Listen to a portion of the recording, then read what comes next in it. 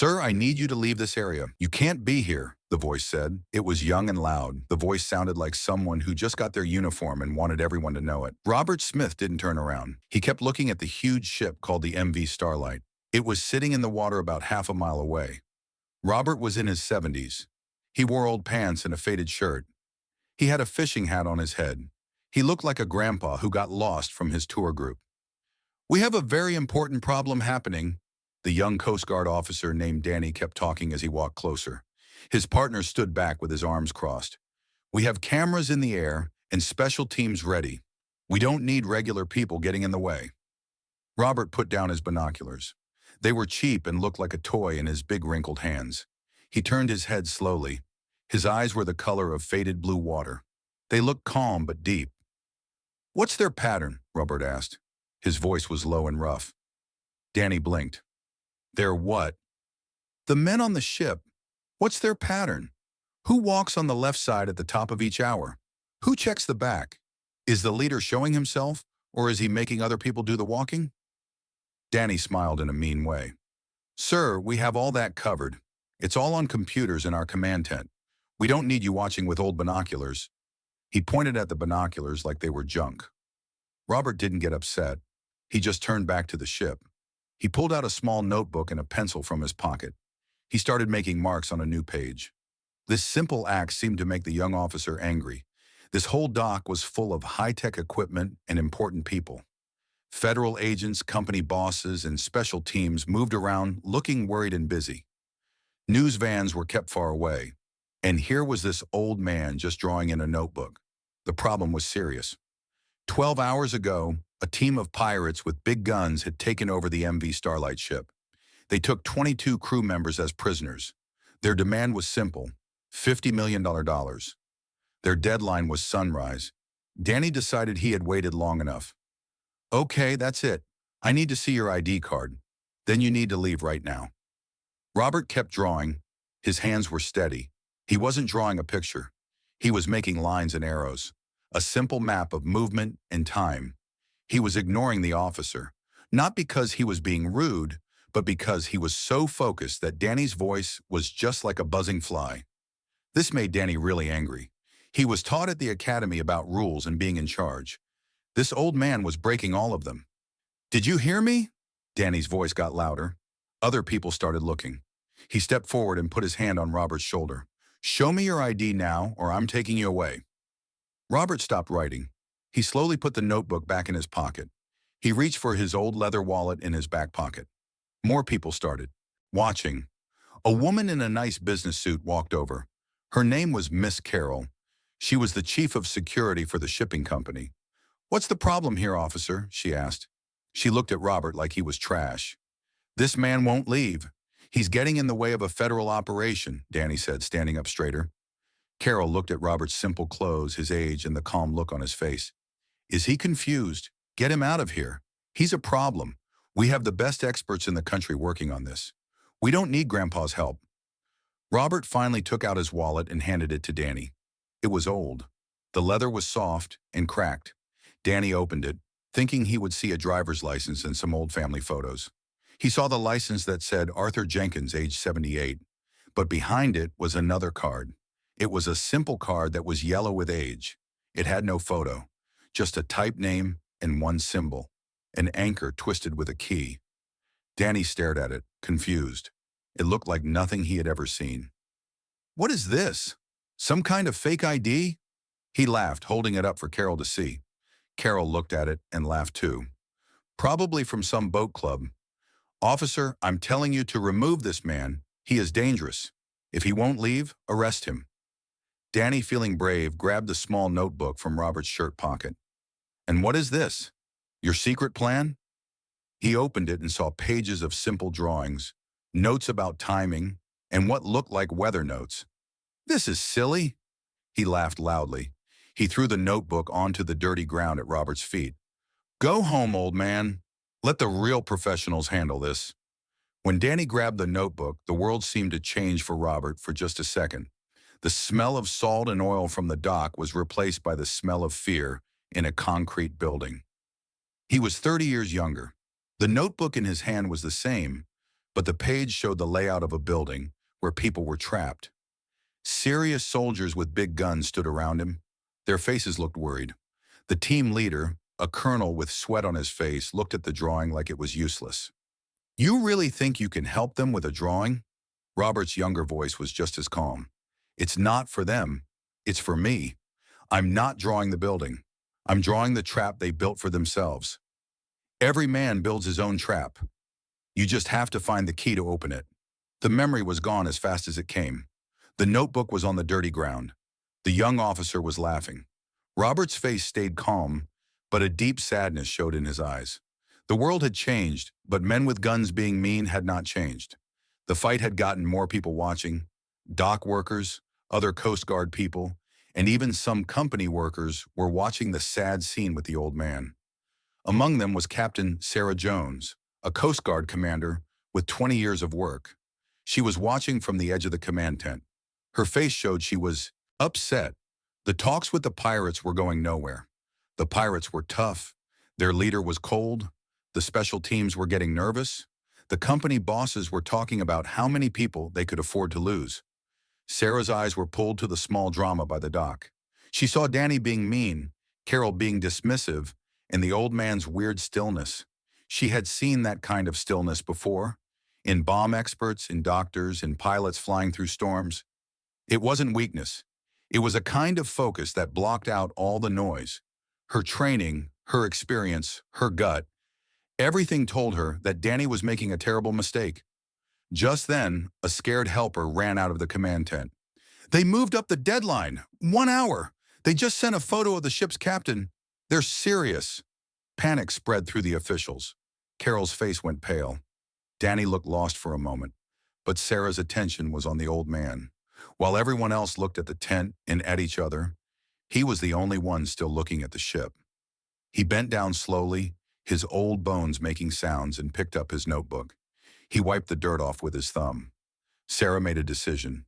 She walked quickly away from the tent, past the worried groups of officials, and straight toward the dock. She ignored Danny and Carol. Her eyes locked on Robert. "Excuse me, sir," she said. Her voice was respectful and clear. Danny turned, surprised. "Captain, I have this under control."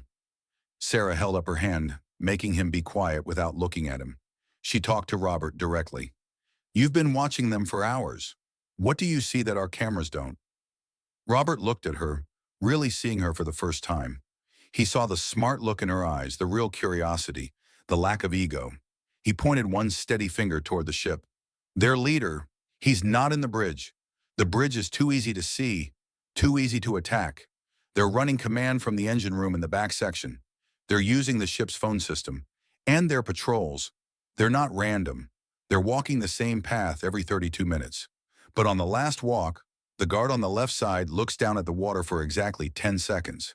Every time, he's not watching for you. He's looking for his own way out." Sarah stared, shocked into silence. He had just given her a better picture in 30 seconds than her entire team had put together in 12 hours. The detail about the engine room, the guard's tell, it was brilliant. It was impossible. How could you know that?" she stammered. Robert tapped his head. "You watch long enough, you don't see men. You see patterns. They're telling you their whole story. You just have to be quiet enough to listen." Sarah felt a jolt, a flash of memory from a long-forgotten class at the academy, about a legendary hostage negotiator from the Cold War, a man they called the Ghost because he would appear, solve an impossible crisis, and disappear. She pulled out her special phone. She didn't call her boss. She skipped the whole line of command. Her fingers shook a little as she called the direct line to Admiral Peter Brown's helper, the 4-star chief of naval operations himself. "This is Captain Jones at Port Angeles," she said. Her voice was low and urgent. "Sir, you need to tell the Admiral something. There's a man here, a regular person. His name is Robert Smith." She paused, taking a breath. "And I think he's the key." Deep inside the Pentagon, in a locked room with no windows, Admiral Peter Brown stared at a wall of screens showing the crisis at Port Angeles. He was a man who looked like he was carved from stone. His face was always serious and in charge. He was listening to the worried reports. His jaw was tight. The attack option was looking more and more likely, and more bad. His helper, a young officer, ran to his side and put a tablet in front of him with a message typed in big, bold letters. Admiral Brown read the message. His serious face melted away. It was replaced by something else. Complete shock.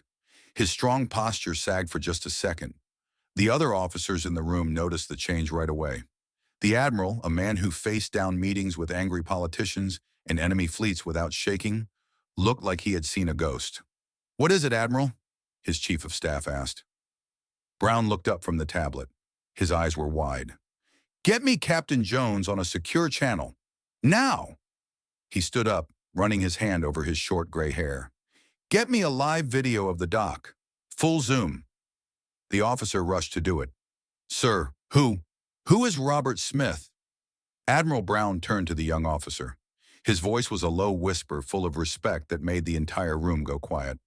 "Robert Smith is the man they called when admirals like me ran out of ideas.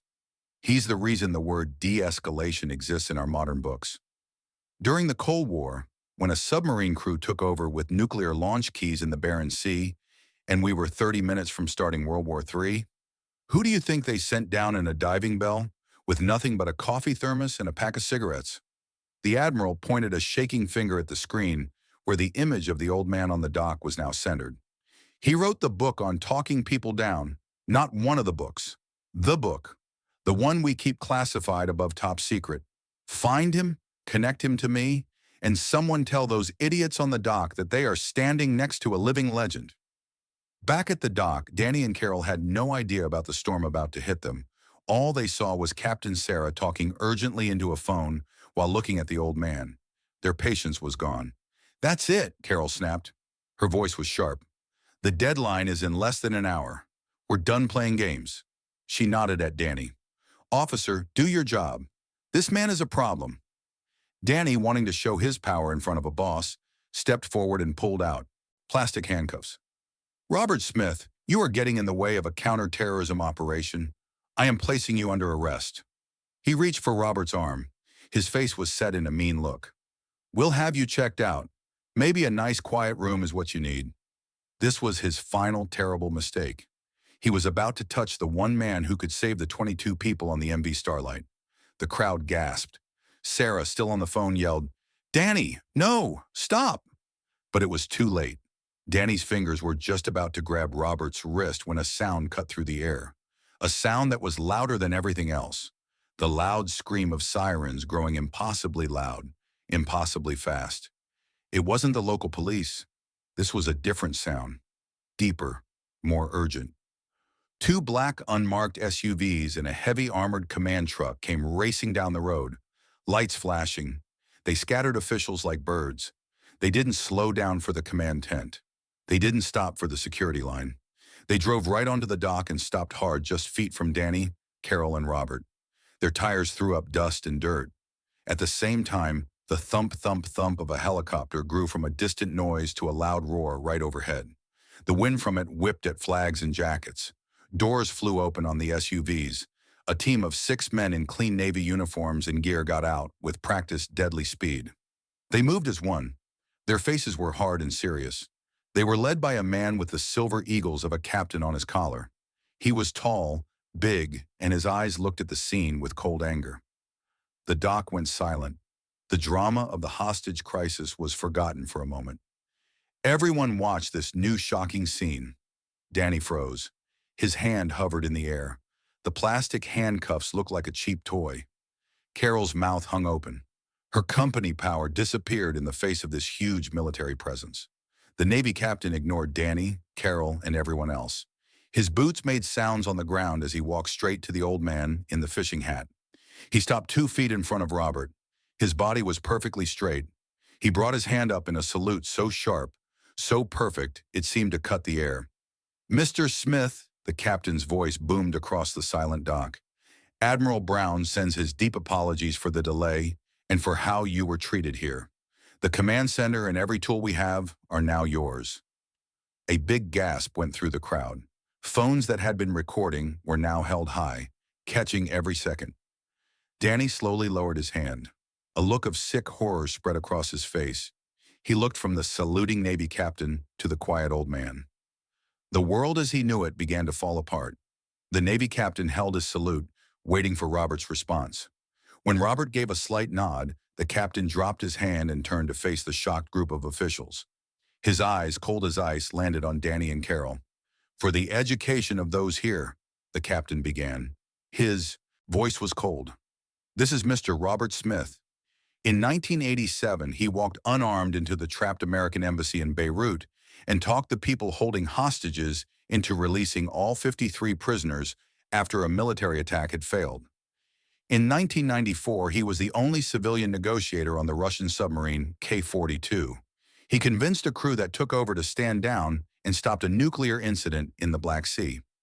In 2002, he helped peacefully solve the oil platform takeover in the Gulf of Guinea, an operation so delicate that its details are still secret today. He has personally and quietly saved more American and Allied lives than any single person in this harbor. He is not a problem. He is the solution." Each sentence landed like a hammer. The dock workers stared in awe. The journalists, sensing the story of a lifetime, began writing fast. Miss Carroll's face, once full of mean certainty, was now pale with disbelief and terror. She looked like the ground had been cut out from under her. Danny looked like he was going to be sick. The uniform he wore, once a source of pride, now felt like a costume of shame. The captain's radio crackled. It was Admiral Brown. His voice came through the speaker, clear and absolute. "Captain, is Mr. Smith secure?" "Yes, Admiral, he is good. He is now OIC, officer in charge of this entire operation. His power is above all others, including mine. Give him whatever he wants, a pen, a pencil, a phone, or a carrier strike group. His call. And Captain," the Admiral's voice dropped, becoming dangerously quiet, "find the officer who threatened to arrest him and the company person who insulted him. I want their names on my desk in 5 minutes. Their careers are over." The rebuke hung in the air, total and devastating. Danny visibly flinched. His face turned white. Carol swayed on her feet, looking for support that wasn't there. But it was Robert who spoke next. His quiet voice cut through the military talk. He placed a gentle hand on the Navy captain's arm. "That won't be needed, Captain." He then turned his eyes to Danny. There was no victory in them, no meanness, only a tired kind of pity. "Son," he said softly, "the uniform is an armor that makes you right. It's a responsibility that challenges you to be right. You were looking for a threat to stop. You should have been looking for a solution to find." He then looked at Miss Carroll. "Ma'am, you were worried about your company's money, but a balance sheet can never calculate the value of a single human life or the cost of losing one."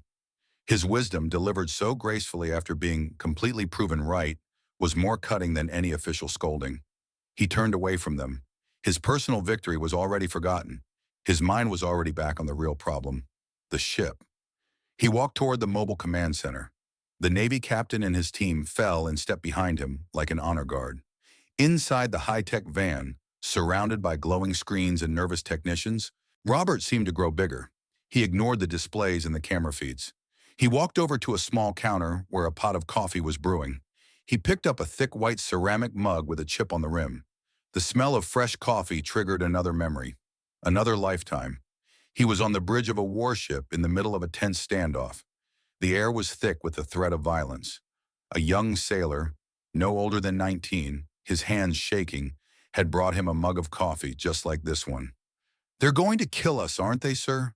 the boy had whispered. His eyes were wide with terror. A younger Robert had taken the mug. His own hand was perfectly steady. "Not today, son," he'd said with a small, reassuring smile. "They're just as scared as we are. They just hide it better. Our job is to talk to the man behind the mask." Back in the present, Robert took a slow sip from the chip mug.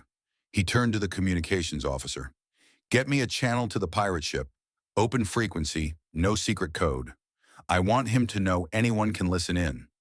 He sat down at the console, the quiet old man in the fishing hat, ready to speak to the man in the cage. The talk was not a battle, it was a masterclass in human connection. Robert didn't use threats or demands. He didn't talk about the special teams or the warships gathering over the horizon. He just talked. He asked the pirate leader, a man named Kyle, about the wind. He talked about the water currents in that part of the ocean. He learned Kyle was a fisherman before his village's waters were poisoned by industrial waste from a big corporation. A company, it turned out, that was part of the very shipping line that owned the MV Starlight. Robert didn't offer excuses or company talk. He listened. For 3 hours, he let Kyle unload a lifetime of pain and sadness. He wasn't negotiating for a ship anymore. He was listening to a man's broken life. He didn't offer Kyle freedom or money. He offered him something more valuable, dignity. He offered him a way to end this without more violence, a way to make his point on a world stage without becoming a monster. At dawn, just as the sun came up over the horizon, Kyle and his men walked onto the deck, laid down their weapons, and gave up. All 22 crew members of the MV Starlight were safe. In the weeks that followed, things changed quickly. The shipping company, facing bad publicity and under huge pressure, launched a massive cleanup of the waters around Kyle's village and set up a money fund to help them. At Admiral Brown's request, the Coast Guard started a new training program for all its officers. It was called the Smith Protocol. It focused on unusual threats and the critical importance of being aware over just following rules. Miss Carroll was quietly moved to a desk job in another part of the world. Officer Danny was not fired, but he was taken off active duty and sent to the academy, where he spent his days in a classroom studying the very lessons he had failed to see on the dock. 1 month later, Robert Smith was sitting at a small outdoor cafe looking over the water not far from the port. He was drawing the seabirds in his notebook when a shadow fell over his table. He looked up to see Danny, now in regular clothes. The young man's face was stripped of its former meanness. It was replaced by a deep, humble shame. "Sir?" Danny began. His voice was barely a whisper. Robert looked at him for a long moment, then pointed to the empty chair across from him. "Sit down, son," he said. His voice was gentle. "Tell me what you've learned." Danny sat, and for the first time in his life, he began to listen. If you were moved by Robert Smith's story of quiet courage, please like this video, share it with someone who appreciates true heroes, and subscribe to Veteran Valor for more stories that must be told.